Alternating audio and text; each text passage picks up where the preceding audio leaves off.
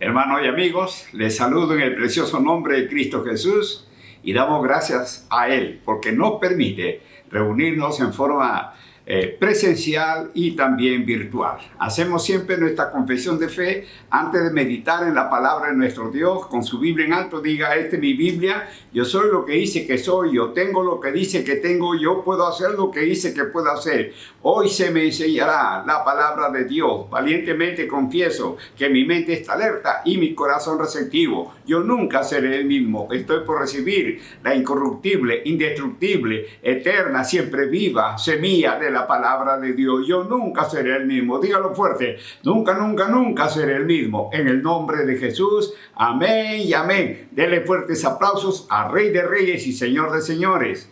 Aleluya, aleluya. Hoy tocamos el tema, el enojo. El enojo. ¿Qué significa? Significa ira. Significa enfado. ¿Qué consigue una persona que viva enojado o enojada?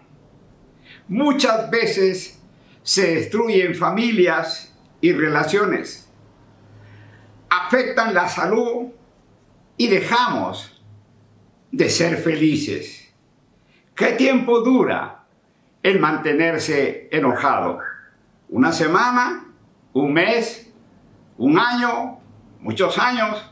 Veamos lo que dice las Sagradas Escrituras con respecto al enojo. Número 1. El enojo da cabida al diablo. El enojo da cabida al diablo. Efesios capítulo 4, versículos 26 y 27. Efesios capítulo 4, versos 26 y 27. Y la palabra de Dios dice así: airaos, pero no pequéis. No se ponga el sol sobre vuestro enojo, ni deis lugar al diablo. Podemos enojarnos. Existe la ira justa, aunque se abusa mucho de su término. Dice: airaos, pero no pequéis. El apóstol Pablo dice que si está airado hay que asegurarse que sea con la clase de ira que no es pecaminosa. Dice: no se ponga el sol sobre vuestro enojo. Incluso la ira justa, si hay exceso de complacencia, puede convertirse fácilmente en pecado. No nos vayamos a dormir enojados. Y el verso 27 dice: ni deis lugar al diablo. El enojo no controlado da cabida al enemigo de nuestras almas, o sea, al diablo. Ahora, ¿por qué el enojo da lugar al diablo? En la mayoría de las ocasiones, cuando nos enojamos, no controlamos ¿qué cosa? Nuestra lengua, y hablamos hasta palabras soeces y de maldición. Mira lo que dice Efesios capítulo 4, versos 29 al 31. Efesios capítulo 4, versos 29 al 31. Dice así: ninguna palabra corrompida salga de vuestra boca, sino la que sea buena, para la necesaria edificación, a fin de dar gracias a los oyentes. Y no contristéis al Espíritu Santo de Dios, con el cual fuisteis sellados para el día de la redención. Quítense de vosotros toda amargura, enojo, ira, gritería y maledicencia y toda malicia. Muy bien, la palabra corrompida originalmente significó podrido o putrefacto. Hablamos palabras que no debemos de pronunciar, palabras que lastiman, y llegamos inclusive a romper lo que está a nuestro alcance: una silla, el televisor, plato, algún artefacto. Entonces, eso significa que actuamos de una manera inmadura, sino que dice la buena para la necesaria edificación Hablemos la buena palabra para la necesaria edificación. Y no contristéis al Espíritu Santo de Dios. Lo que controla el Espíritu Santo es el pecado. El remedio es la confesión. Si bien entonces el Espíritu Santo puede estar contristado, nunca abandona al creyente. Es nuestro sello. Hemos sido sellados por Él para el día de la redención. Es la garantía de que nuestra redención será completada. Muchas veces se arraiga en la persona una raíz de resentimiento que luego es muy difícil cortarla. Y eso sucede cuando damos lugar al enemigo. ¿Sabe? El Espíritu Santo vive en el creyente. Es una persona que puede sentir enorme tristeza, siente angustia como Cristo mismo cuando el Señor lloró por Jerusalén y se entristeció en otras ocasiones. Los creyentes hacen que el Espíritu Santo se entristezca o sufra cuando hacen caso omiso a su presencia, a su voz o a su dirección. Ahora, cuando nos enojamos, nos separamos de una vida santificada. Recuerda, nuestro Creador nos dio 2 oídos para que escuchemos más y una boca para que hablemos menos. Pero muchos hacen las cosas al revés y nos mantenemos en problemas. Así de fácil. Y cuando vivimos enojados, vivimos carnalmente. Recuerda, el fruto del Espíritu es amor, es gozo, es paz, es paciencia, es benignidad, es bondad, es mansedumbre, es templanza. Contra tales cosas no hay ley. Número 2, el enojo trae problemas. El enojo trae problemas. Proverbios, capítulo 15, verso 18. Proverbios, capítulo 15, versículo 18. La palabra de nuestro Dios dice así: el hombre iracundo promueve contienda, mas el que tarda en airarse apacigua la rencilla. El hombre iracundo, dice la palabra de Dios, puede provocar conflictos donde no los hay. Sin embargo, el que tarda en airarse suaviza la controversia. En términos hebreos, traducido rencilla, también se usa para un litigio o un juicio, pero a menudo tiene el sentido de una pelea sin connotación legal. En otras palabras, el hombre o mujer que se enoja, o como algunos dicen, que se le sube el apellido, es un buscapleito y causa conflicto, ya sea en el trabajo, ya sea en el hogar o con amigos o amigas. Proverbios, capítulo 22, versos 24 y 25. Proverbios, capítulo 22, verso 24 y verso 25. Dice la palabra de Dios así: no te entremetas con el iracundo, ni te acompañes con el hombre de enojo. No sea que aprendas sus maneras y tome lazo para tu alma. El hombre de enojo está constantemente en problemas y el que se acompaña puede quedarse atrapado. Por eso hay el dicho: dime con quién andas y te diré quién eres. Así que no te acompañes con el hombre de enojo. He conocido a personas que son fosforitos. ¿Ve? El mal humor contagia. Así que no nos contagiemos. Y no contagiemos a nadie con nuestra amargura. Proverbios, capítulo 29, verso 11. Proverbios, capítulo 29, versículo 11. La palabra de Dios dice: el necio da rienda suelta a toda su ira, mas el sabio al fin la sosiega. Todo ser humano en algún momento de su vida llega a enojarse. Pero el problema es cuando aquel da rienda suelta al enojo y la ira y dice: se me subió mi descendencia. Seremos necios cuando no dominamos la ira. Pero el hombre sabio la sosiega, la reprime, la controla. Número 3. El enojo hace que tomemos decisiones equivocadas. El enojo hace que tomemos decisiones equivocadas. Primer libro de Samuel, capítulo 18, versos 6 al 9. Primer libro de Samuel, capítulo 18, versículos 6 al 9. Dice así la palabra del Señor. Aconteció que cuando volvían ellos, cuando David volvió de matar al filisteo, salieron las mujeres de toda la ciudad de Israel cantando y danzando para recibir al rey Saúl, con panderos, con cánticos de alegría y con instrumentos de música. Y cantaban las mujeres que danzaban y decían: Saúl hirió a sus miles y David a sus 10,000. Y se enojó a Saúl en gran manera y le desagradó este dicho y dijo: a David dieron 10,000 y a mí 1,000, no le falta más que el reino. Y desde aquel día Saúl no miró con buenos ojos a David. Son famosas las tradiciones antiguas de mujeres que cantan y danzan para celebrar las victorias militares.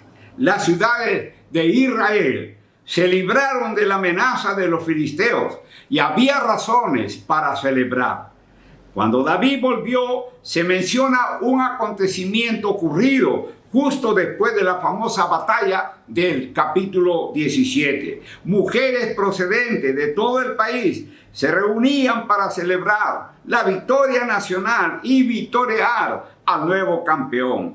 Para recibir al rey Saúl, se da a entender que esto se hacía habitualmente. La canción popular que celebraban las hazañas militares de David se hizo célebre cuando decía: Saúl mató a sus 1,000 y David a sus 10,000. El uso poético de la exageración es evidente aquí. David no había matado ni a una docena de personas todavía, y mucho menos a 1,000. Las mujeres no pretendían ofender al rey, tan solo alababan a Dios por las grandes bendiciones que recibía la nación. Lo desagradable de este dicho, Saúl vio que las capacidades y las hazañas de David estaban menoscabando su prominencia ante el pueblo, el reino. Ahora, para Saúl parecía que David no le quedaba más honra que subir al trono. Irónicamente, eso era exactamente lo que Dios ya había determinado. El rey Saúl demostró ser un guerrero valiente y exitoso. Peleó contra su enemigo y obtenía victoria. Entonces Saúl se volvió orgulloso y dejó de seguir los 10 mandamientos de nuestro Dios. Como resultado, Dios lo rechaza como rey de Israel. Saúl supo que su hijo nunca heredaría el trono. Ahora, cuando el joven David regresó victorioso de la batalla, recibió elogios más altos que Saúl, y los celos del rey estallaron y se transformó rápidamente en ira, en enojo.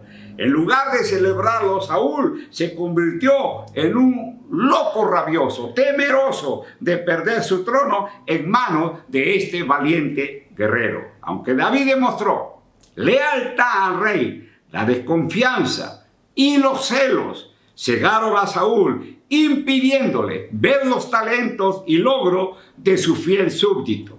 El éxito de David en el campo de batalla hizo que la vida cotidiana de Israel fuera más seguro. Pero Saúl no podía ver ni apreciar esas ventajas. La envidia y la desconfianza son unos capataces terribles. Ahora, alegrémonos cuando otros triunfan, sobre todo en el área de nuestra especialización. Cuando el rey Saúl, mire usted, se enojó con David, comenzó a mirarlo como su enemigo y ya no como parte de su ejército. Y muchas veces tomamos decisiones equivocadas en tiempo de enojo. En la ira del hombre no obra la justicia de nuestro Dios. Número 4. El enojo hace perder las bendiciones de Dios. El enojo hace perder las bendiciones de Dios. En el tiempo de mi ministerio, hay personas que se me han acercado y me han dicho: pastor, ore porque estoy enojada con mi esposo. Ore porque estoy enojada con mi esposa. Yo le he dicho: antes de orar por usted, reconcíliese con su esposo o con su esposa y luego oramos.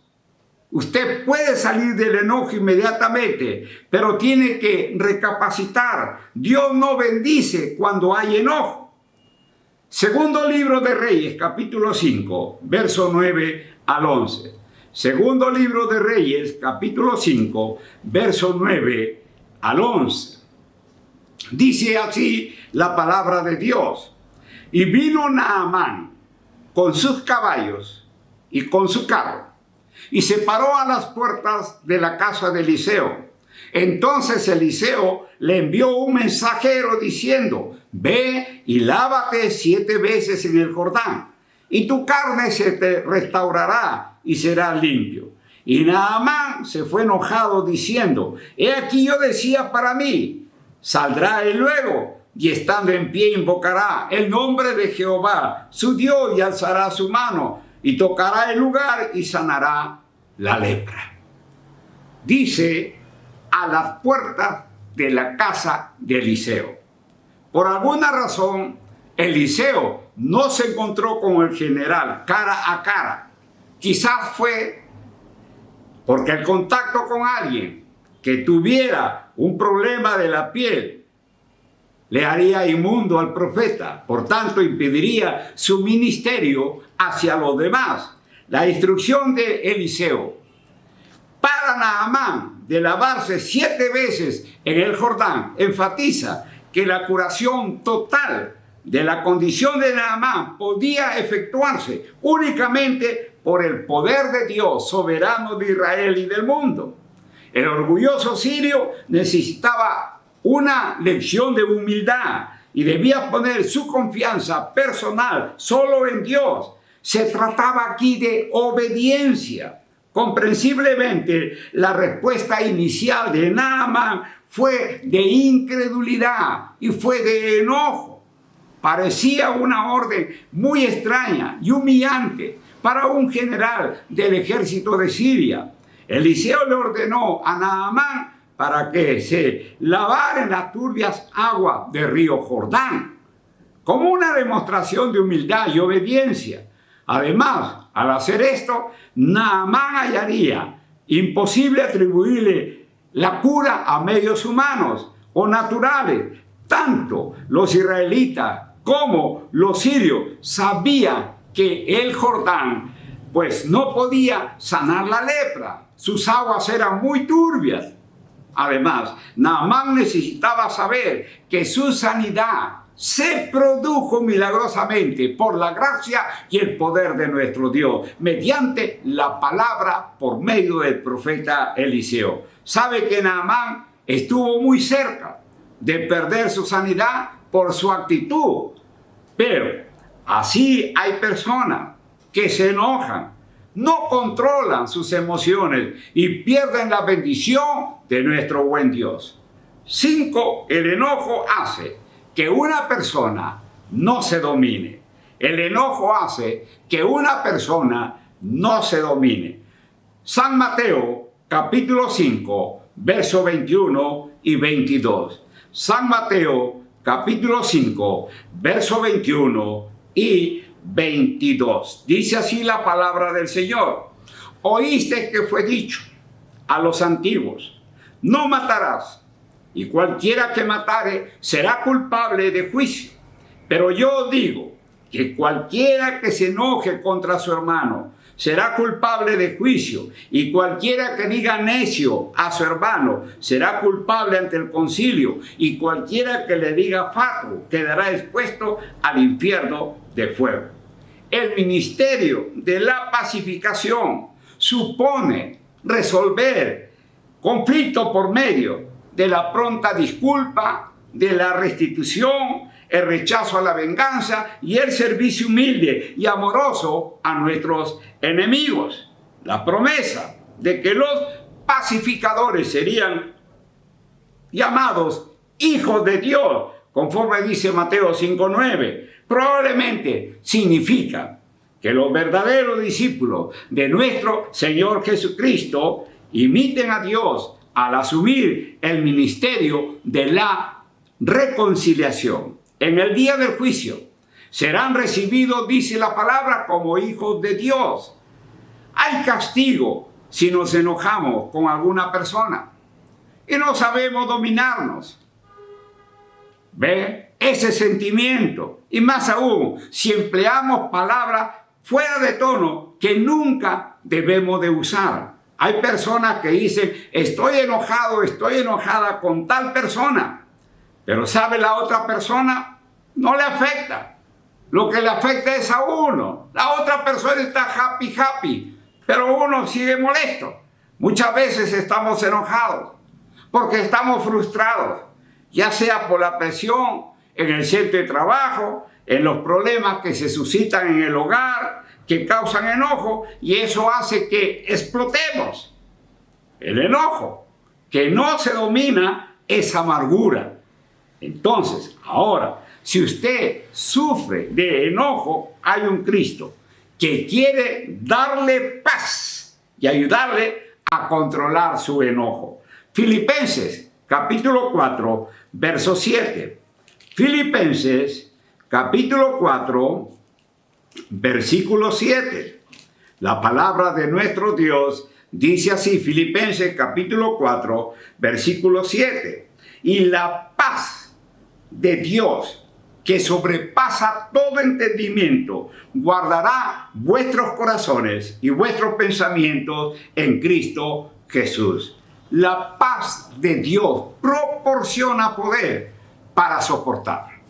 La paz sobrepasa, dice, todo entendimiento y calma una situación preocupante cuando fallan las explicaciones.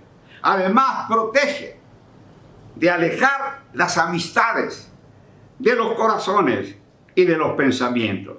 Si te regocijas en el Señor, practica la bondad, la cercanía a Dios, echa tus preocupaciones sobre nuestro Señor y oras con acción de gracia. La paz de Dios no es simplemente una paz que Dios da, es la paz de la cual el Señor disfruta.